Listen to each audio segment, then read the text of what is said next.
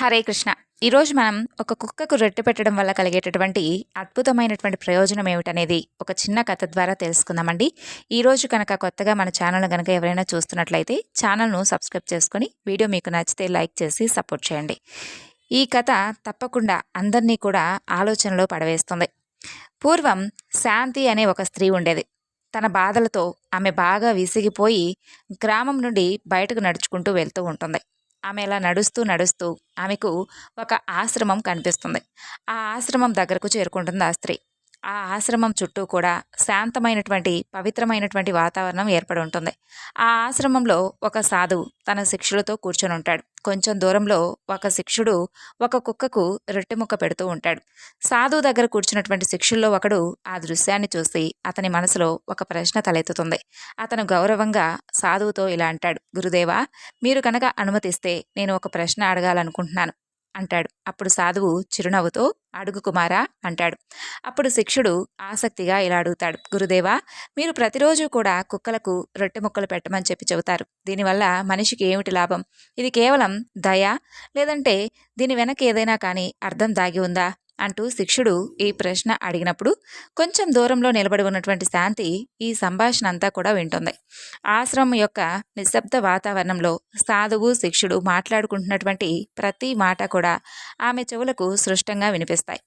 ఇక ఇప్పటికే తన జీవితంలో కష్టాలకు బాధలకు పరిష్కారం కోసమై ఆ ఆశ్రమానికి వచ్చింది ఆ స్త్రీ. ఇక సాధువు ఆ శిష్యుడి మధ్య జరుగుతున్నటువంటి ఆ చర్చ ఆమె ఇంకాస్త ఆసక్తిని పెంచేలాగా అనిపిస్తుంది.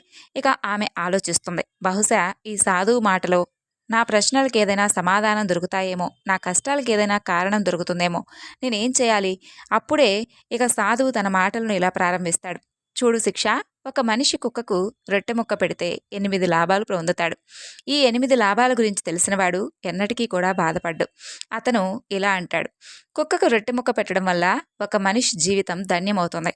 అతను ఎప్పటికీ కూడా బాధలను ఎదుర్కోడు. ఈ భూమి మీద కుక్కకు రొట్టె పెట్టే మనిషి జీవితాంతం కూడా సుఖంగా ఉంటాడు. అతనికి మరణం తర్వాత మోక్షం లభిస్తుంది. సాధువు ఇంకా ఇలా చెప్తాడు, చూడు శిక్ష, నీకు ఒక కథ చెబుతున్నాను, జాగ్రత్తగా విను. అప్పుడు నీకు అన్నీ కూడా పూర్తిగా అర్థమవుతాయి. ఒకసారి ఒక నల్ల కుక్క ఉండేది. ఆ కుక్క బాగా ఆకలితో దాహంతో ఆసక్తిగా ఉండేది. అయితే అది గ్రామంలో ప్రతి ఇంటి ముందు తిరుగుతూ ఉండేది. కానీ ఎవ్వరూ కూడా దానికి ఒక్క రొట్టె ముక్క కూడా ఇచ్చేవాళ్ళు కాదు. ఆకలితో అల్లాడుతూ అది ఒకనాడు గ్రామం బయట ఒక నది ఒడ్డున ఉన్నటువంటి ఒక ఋషి ఆశ్రమానికి చేరుకుంది. అక్కడ ఋషిని చూసి కుక్క ఇలా అంది, ఓ మహాత్మా, మీరు చాలా జ్ఞానవంతులుగా కనిపిస్తున్నారు.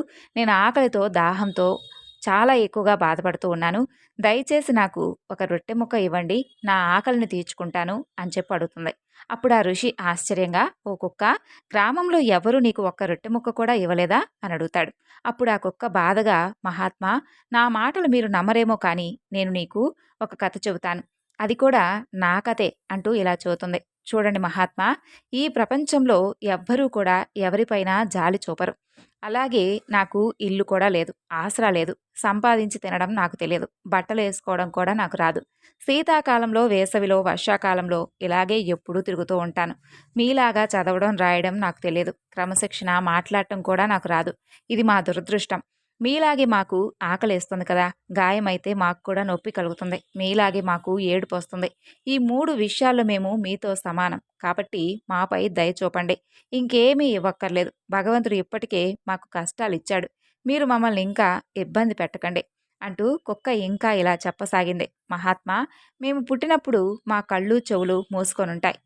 అలాగే మీ పుట్టినరోజైతే సంబరాలు, నాట్యం, సంగీతాలు జరుగుతాయి. మా పుట్టినరోజున కూడా అలాంటివి జరిగాయేమో కానీ చెప్పలేం. ఎవరైనా మా పుట్టినరోజున సంతోషించారా?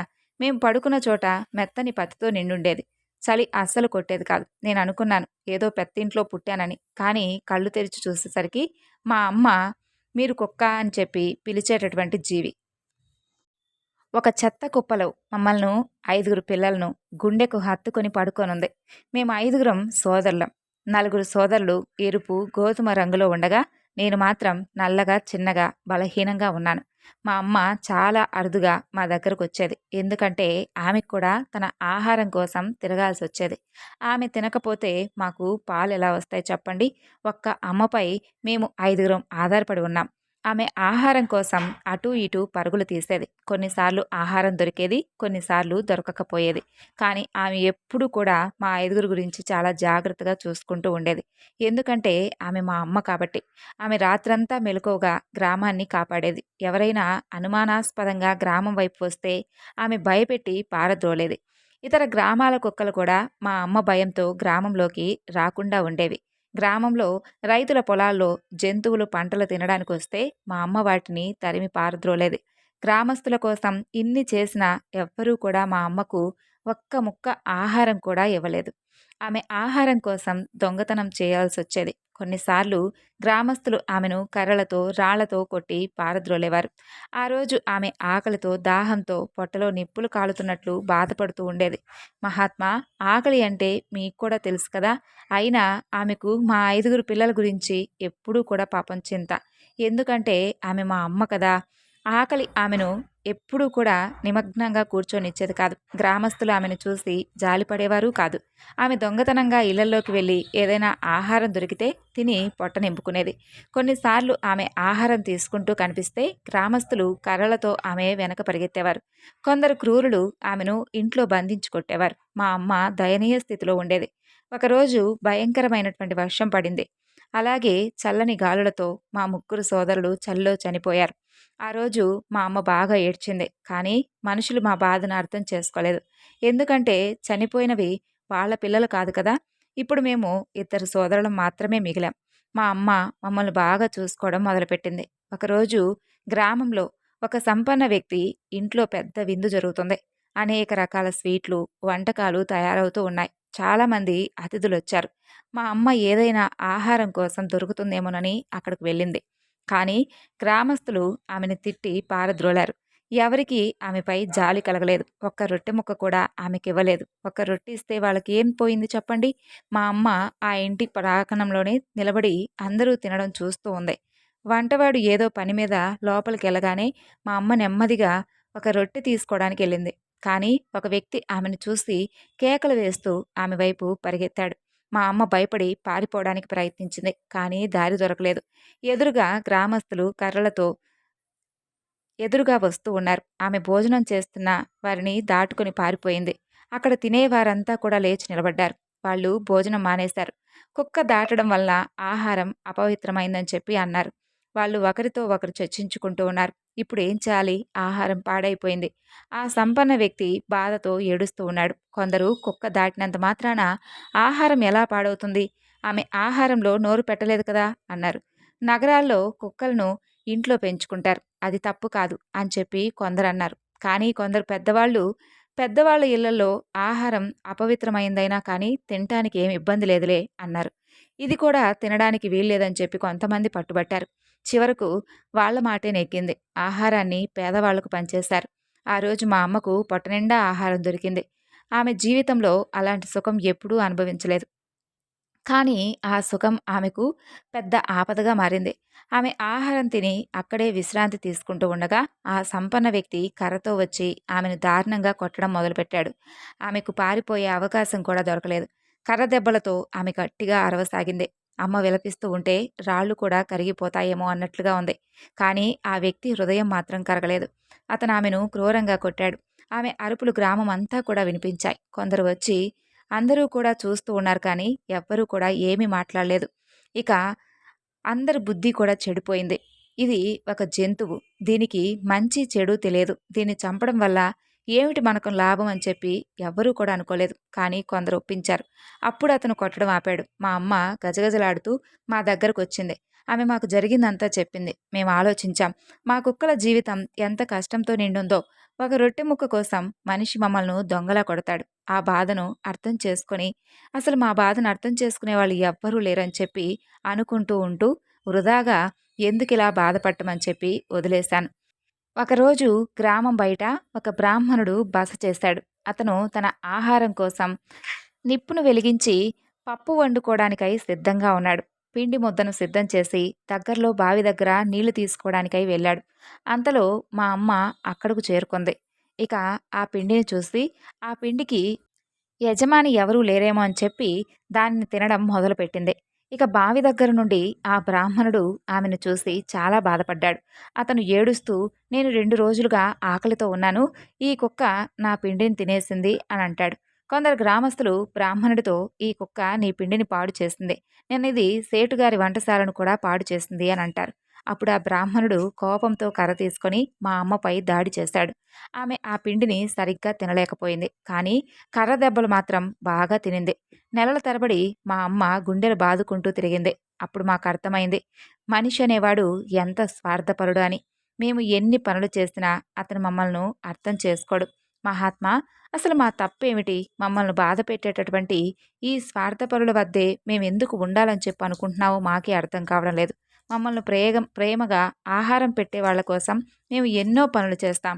కానీ వాళ్ళు మమ్మల్ని తుచ్చగా చూస్తారు. కర్రలతో అలాగే ఎన్నో రకాలుగా మమ్మల్ని బాధ పెడతారు. మేము వాళ్ళ ఇళ్లను కాపాడతాం. ఇంకా ఎన్నో లాభాలను చేకూరుస్తాం. కానీ మనిషికి అవి తెలియవు.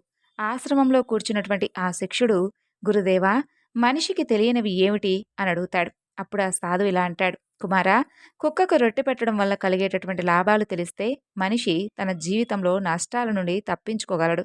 ఈరోజు నీకు కుక్కకు రొట్టె పెట్టడం వల్ల కలిగేటటువంటి 8 లాభాల గురించి చెబుతాను. తప్పకుండా ప్రతి మనిషి కూడా తెలుసుకోవాలని చెబుతాడు. ఇంట్లో రొట్టెలు చేసినప్పుడు మొదటి రొట్టె గోమాతకు, చివరి రొట్టె కుక్కకు పెట్టాలి.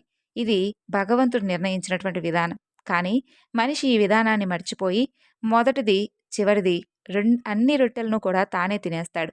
దీని దుష్ప్రభావం అతని జీవితంపై పడుతుంది. కుక్కకు రొట్టె పెట్టడం వల్ల గ్రహదోషాలు కూడా తొలగిపోతాయి. మొదటి లాభం, కుక్కకు రొట్టె పెట్టడం వల్ల శనిగ్రహం యొక్క ప్రతికూల ప్రభావం తగ్గుతుంది. శనిగ్రహం కుదురుగా చూస్తే మనిషి జీవితంలో ఎన్నో మార్పులొస్తాయి. ఆర్థిక ఇబ్బందులు కూడా ఎదురవుతాయి. అలాంటి సమయంలో కుక్కకు రొట్టె పెడితే శనిగ్రహ దుష్ప్రభావం చాలా వరకు కూడా తగ్గుతుంది. ఇక రెండవ లాభం, కుక్కకు రొట్టె పెట్టడం వల్ల అదృష్టం నీ పక్షాన ఉంటుంది. నీ ఇంట్లో ఉన్నటువంటి నకారాత్మక శక్తులు నశిస్తాయి. నీ జీవితంలో సానుకూలత ఏర్పడుతుంది.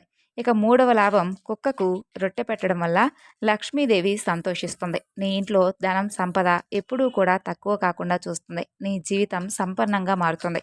ఇక నాలుగవ లాభం ఏమిటంటే, కుక్కకు ఆహారం పెట్టడం వల్ల నీపై ఉన్నటువంటి అప్పులన్నీ కూడా తొలగిపోతాయి. ఇప్పటికే అప్పుల్లో ఉన్నవాళ్ళు ఆ అప్పుల నుండి విముక్తి కూడా పొందుతారు. ఇక ఐదవ లాభం, కుక్కకు ఆహారం పెడితే సాయంకాలం, ఉదయం 2 పూట్ల ఆహారం పెడితే నీ వ్యాపారం బాగా నడుస్తుంది. ఆదాయం పెరుగుతుంది. వ్యాపారం వృద్ధి చెందుతుంది. ఇక ఆరవ లాభం, నీ ఆయుష్ పెరుగుతుంది.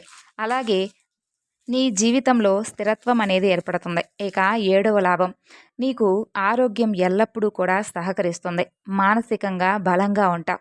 నీ మనసు ఎల్లప్పుడూ కూడా ఉత్సాహంగా ఉంటుంది. మంచి ఆలోచనలు నీ మనసులోకి వస్తాయి. నీ జీవితంలో సానుకూల ఆలోచనలు నీకు మంచి మార్గదర్శకంగా ఉంటాయి. ఇక ఎనిమిదవ లాభం ఏమిటంటే, కుక్కకు ఆహారం పెట్టడం వలన భగవంతుడు సంతోషిస్తాడు. ఎందుకంటే భగవంతుడు అన్ని జీవరాశుల గురించి ఆలోచిస్తాడు. ఎవరైతే జీవరాశులపై దయ చూపిస్తారో భగవంతుడు ఆ మనిషిపై ఎల్లప్పుడూ కూడా సంతోషిస్తాడు. అలాంటి కుటుంబంపై భగవంతుడి యొక్క కృప ఎప్పుడూ కూడా ఉంటుంది అంటూ సాధువు ఇంకా ఇలా చెబుతాడు. శిక్ష, మీ పెద్దల నుండి విని ఉంటారు కదా, కుక్క ఏడిస్తే అశుభం జరుగుతుందని, ఎవరో చనిపోతారని చెబుతారు కదా. కాబట్టి కుక్కను ఎప్పుడూ కూడా ఏడిపించకూడదు, బాధ పెట్టకూడదు, దాన్ని ఆకలితో అలమటించనీయకూడదు. ఈ విధంగా సాధువు తన శిష్యుడికి కుక్కకు రొట్టె పెట్టడం వల్ల కలిగేటటువంటి 8 లాభాల గురించి వివరిస్తాడు. ఆ సంభాషణ అంతా వినటువంటి ఆ స్త్రీ అలా నిలబడి అంతా కూడా వింటూ ఉంటుంది. ఆమె హృదయం భావోద్వేగంతో నిండిపోయి ఉంటుంది. సాధువు మాటలు ఆమె బాధలను తొలగించే ఔషధంలా ఆమెకు పనిచేస్తాయి. ఆమె కళ్ళల్లో నీళ్లు తిరుగుతాయి. ఆమె వెంటనే సాధువు పాదాల వద్దకు వెళ్ళి, ఓ మహాత్మా, మీ మాటలు నా కష్టాలను తీర్చాయి. నా జీవితంలో ఒక కొత్త ఆశాకిరణం వెలిగించింది అంటూ సాష్టాంగనబడి నమస్కరిస్తుంది. సాధువు ఆమె తలపై చేయి వేసి ఆశీర్వదిస్తూ, అమ్మా, ఇప్పటి నుండి నీవు జీవరాశులపై దయచూపు, నీ జీవితం సుఖమయమవుతుందంటాడు. ఆ స్త్రీ ఆశ్రమం నుండి తిరిగి గ్రామానికి వెళ్ళిపోతుంది. ఆమె మనసు శాంతితో నిండిపోతుంది. ఆమె ఇంటికి చేరుకొని మొదటి పనిగా ఒక రొట్టె తీసుకుని ఇంటి ముందు ఆకలితో అలమటిస్తూ ఉన్నటువంటి ఒక కుక్కకు ఆహారంగా పెడుతుంది. కుక్క ఆ రొట్టెను ఆనందంగా తిని తోకాడిస్తుంది. ఆ క్షణంలో ఆ స్త్రీకి అనిర్వచనీయమైనటువంటి సంతోషం కలుగుతుంది. ఆమె అనుకుంటుంది, ఇంత చిన్న పని నా మనసుకి ఇంత శాంతినిస్తుందా? ఇక నుండి నేను ఎప్పుడూ కూడా ఏ జీవికైనా కానీ ఆహారం పెడతాను. ఇక శాంతి జీవితం క్రమంగా మారిపోతుంది. ఆమె ఇంట్లో రొట్టెలు చేసినప్పుడు చివరి రొట్టెను ఎప్పుడూ కూడా కుక్కకు పెట్టేది. ఆమె గ్రామంలో ఉన్నటువంటి ఆకలితో ఉన్న కుక్కలను చూసినప్పుడల్లా వాటికి ఆహారం పెట్టడం మొదలుపెట్టింది. ఆమె ఈ చిన్న దయాగుణం వలన ఆమె జీవితంలో అనేక మంచి మార్పులొస్తాయి. ఆమె ఆర్థిక ఇబ్బందులు తొలగిపోతాయి. ఆమె మనసు శాంతితో నిండిపోతుంది. ఆరోగ్యం మెరుగుపడుతుంది. గ్రామస్తులు కూడా ఆమె మార్పును గమనించి ఆమెను గౌరవించడం మొదలుపెడతారు. అలా ఒకనాడు ఆ స్త్రీ తన ఇంటి ముందు కుక్కకు రొట్టె పెడుతూ ఉండగా ఒక వృద్ధుడు ఆమెను చూసి, "అమ్మా, నీవు చేస్తున్నటువంటి ఈ చిన్న పని నీ జీవితాన్ని ఎంత బాగా మార్చిందో తెలుసా? నీవు జీవరాశులపై చూపేటటువంటి దయ నీకు భగవంతుడి ఆశీస్సులను తెచ్చిపెట్టింది" అని అంటాడు. అప్పుడు ఆ స్త్రీ కళ్ళల్లో సంతోషంతో ఆనంద బాష్పాలు తిరుగుతాయి. ఆమె అనుకుంటుంది, నేను ఒక్క కుక్కకు రొట్టె పెట్టడం వల్ల నా జీవితంలో ఇంత పెద్ద మార్పును తీసుకొచ్చాడు ఆ భగవంతుడు. ఇదంతా కూడా నిజంగా భగవంతుడి కృపే అని చెప్పి అనుకుంటుంది. మరి ఈ కథ మీకే విధంగా అనిపించింది? ఈ చిన్న కథ ద్వారా మనం ఒక పెద్ద సత్యాన్నయితే తెలుసుకున్నాం కదండీ! ఒక చిన్న దయాగుణం, ఒక ఆకలితో ఉన్నటువంటి కుక్కకు ఆహారం పెట్టడం మన జీవితంలో ఎన్నో మంచి మార్పులు తీసుకొస్తుంది. మనం కూడా ప్రతిరోజు కూడా ఎన్నో పనుల్లో మనకున్నటువంటి పనిలో మునిగిపోతూ ఉంటాం. కానీ ఒక్క క్షణం ఆగి మన చుట్టూ ఉన్నటువంటి జీవరాశుల గురించి, అలాగే పేదవారి గురించి, ఆకలితో అలమటిస్తున్న వారి గురించి ఆలోచిస్తే మన జీవితం కూడా మరింత అందంగా తప్పకుండా మారుతుంది. ఈ కథ మీకు నచ్చిందనుకుంటున్నాను. అలాగే మీ మనసులో సానుకూలమైనటువంటి ఆలోచనలను రేకెత్తిచ్చిందని చెప్పి ఆశిస్తూ, ఈ వీడియో మీకు నచ్చితే తప్పకుండా లైక్ చేసి మరికొంతమందికి షేర్ చేయండండి. ఈ ప్రపంచంలో ప్రతి జీవరాశిపై దయ చూపండి. ఒక చిన్న దయాగుణం మీ జీవితాన్ని, మీ చుట్టూ ఉన్న వారి జీవితాలను అందంగా మార్చగలదు. ఇక మీరు ఎక్కడైనా కానీ ఒక ఆకలితో ఉన్నటువంటి ఏ జీవరాశినైనా చూస్తే ఒక క్షణం ఆగి తప్పకుండా వాటికి ఏదో ఒక విధంగా మీ వంతు ఆహారాన్ని పెట్టండి. ఆ క్షణంలో మీకు కలిగేటటువంటి సంతోషం నిజంగా చాలా గొప్పది. మరలా తిరిగి మరొక చక్కని కథతో మరొక వీడియోలో కలుసుకుందాం.